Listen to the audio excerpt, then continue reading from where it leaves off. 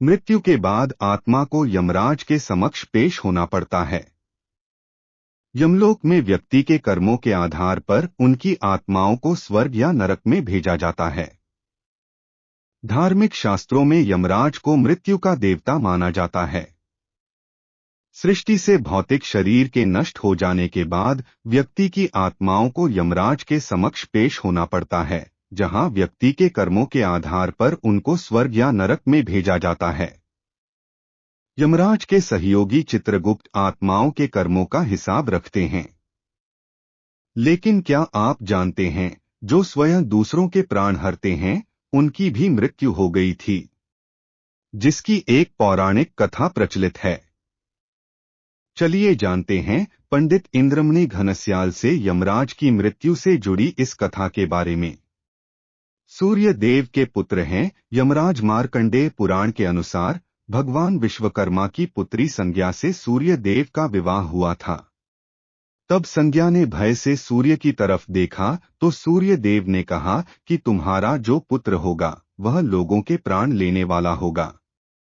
इसके बाद संज्ञा ने चंचल दृष्टि से सूर्य देव की ओर देखा तो उन्होंने कहा कि तुम्हारी पुत्री चंचल होगी और चंचलता से नदी के रूप में बहेगी।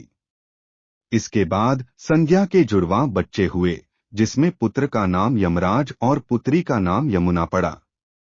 एक कथा के अनुसार एक बार राजा श्वेत अपना राज्य त्याग कर भगवान शिव की भक्ति में लीन हो गए थे।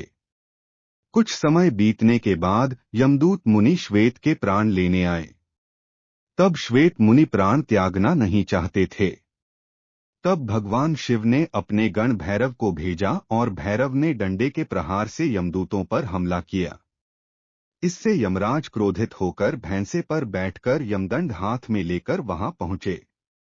उस समय कार्तिकेय श्वेत मुनि की रक्षा करने के लिए वहां मौजूद थे। तब कार्तिकेय ने शक्ति अस्त्र से यमराज का वध कर दिया।